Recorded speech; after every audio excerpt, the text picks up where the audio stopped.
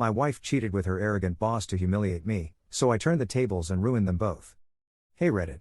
My world shattered the moment I found out. My wife, Emily, the woman I had devoted my life to, had been cheating on me with her boss, some self-absorbed, egotistical executive named Jason. I had always known Jason as the typical alpha male type, the kind who flexed his power in the office and made sure everyone knew he was in charge. I had no reason to suspect anything before, but when I found out, it wasn't just betrayal, it was humiliation. It was designed to make me feel weak, like I was nothing. And that's what pushed me over the edge. I wasn't going to wallow in self-pity. No, I was going to turn the tables. It started with the little things. Emily had been distant for months, but I chalked it up to work stress. She always talked about how demanding Jason was, how he expected perfection from his employees.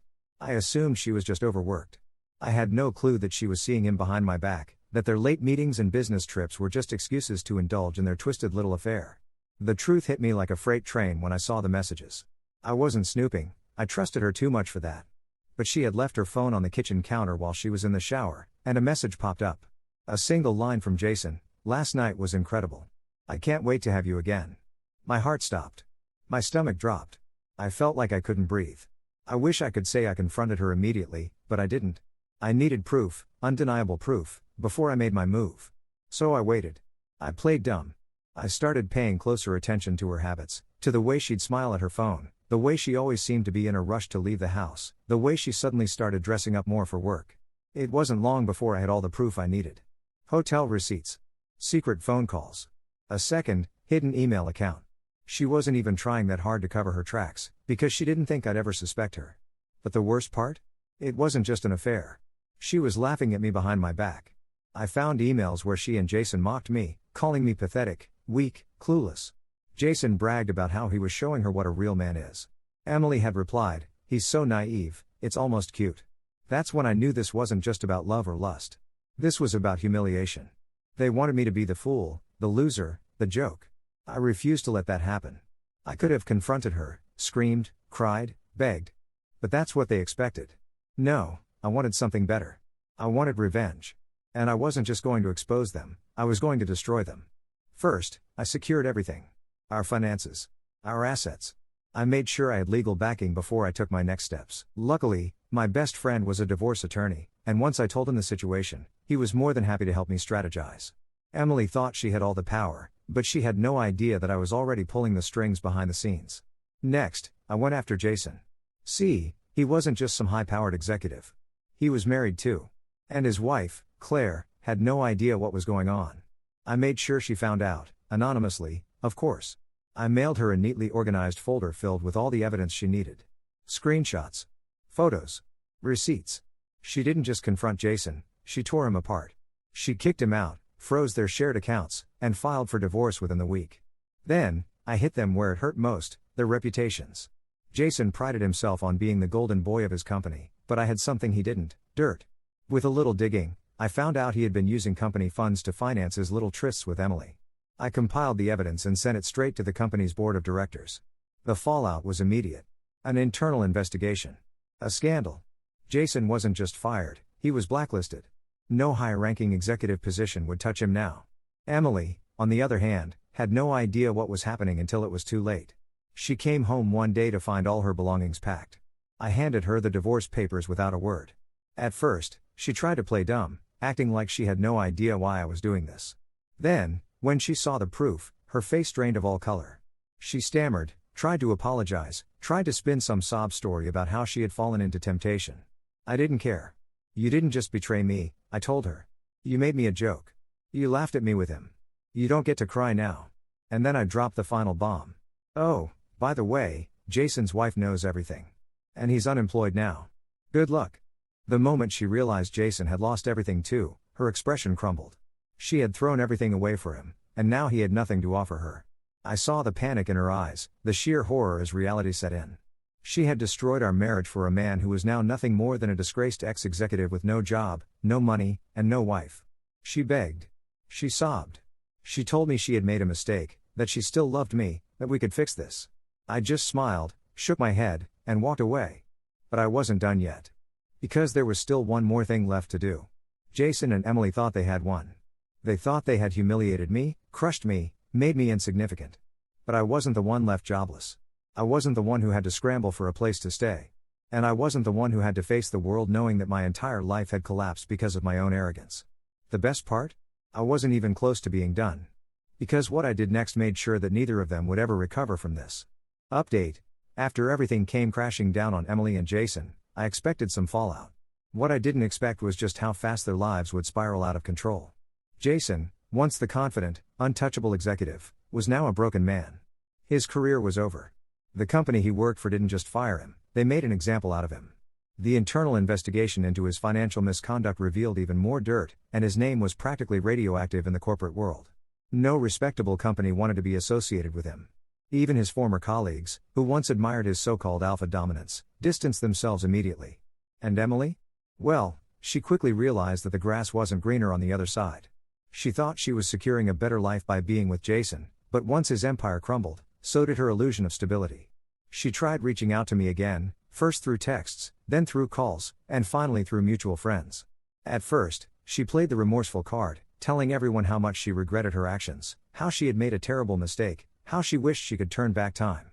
But when she realized that I wasn't budging, her tone changed. She started blaming me, telling people that I had set her up and ruined her life out of spite. I didn't care what she said. As far as I was concerned, she was just another consequence of her own actions. I had moved on, living my best life while she and Jason were drowning in the wreckage they had created. But the real cherry on top? Jason's ex-wife, Claire, wasn't done with him yet. She had powerful connections Jason had always underestimated. Turns out, she had enough leverage to ensure he'd never work in the industry again. Every job he applied for mysteriously fell through at the last second. Every networking opportunity vanished. It was as if the business world had collectively decided that Jason was unhireable. And it wasn't long before his finances started to dry up. Another update. The downfall of Jason and Emily became even more satisfying than I could have ever imagined. Jason, once the arrogant executive who thought he could take whatever he wanted, was now reduced to nothing. His savings ran out faster than he expected, and without a steady income, he had to downgrade his entire lifestyle. The man who once flaunted his wealth, who took my wife on expensive getaways and fancy dates, was now struggling just to pay rent on a small apartment. I later found out that he had tried begging Claire for some kind of financial settlement, but she laughed in his face. She had been waiting for this moment for years. She made sure to drag out the divorce proceedings as long as possible, squeezing every last penny out of him before slamming the door shut on his pathetic existence. Emily, on the other hand, had it just as bad. Without Jason's financial support, she was forced to move back in with her parents. The same woman who had mocked me for being weak was now completely dependent on her aging mother and father, who weren't exactly thrilled to have her back under their roof. Apparently, she tried reaching out to some of her so-called friends, but most of them had distanced themselves after the scandal broke. It turns out, people don't really want to associate with a woman who cheated on her husband and then lost everything because of it. The best part? I later found out that Jason and Emily tried to rekindle their relationship after everything fell apart. It was almost comical. Emily had thrown away our marriage for a man she thought was superior to me, only to end up with a broken, unemployed loser. They lasted about a month before they completely imploded. Jason, bitter and angry over his downfall, took his frustration out on her. He blamed her for everything, for ruining his life, for being a distraction, for leading him down this path. And Emily, realizing that she had hitched her wagon to a sinking ship, tried to cut ties and move on. But by then, it was too late. Jason, desperate and angry, spiraled further. He turned to drinking, partying with the few people who still tolerated him, burning through what little money he had left. I heard through the grapevine that he even tried to sue his old company for wrongful termination, but with all the evidence stacked against him, the case was thrown out almost immediately. And as for me? I was thriving. With Emily out of my life, I found happiness again. I focused on my own success, on building a life that was better than anything I had before. I started traveling, meeting new people, enjoying every moment. I refused to let their betrayal define me, and instead, I used it as motivation to become the best version of myself. Final update. I thought I had seen the last of Emily and Jason.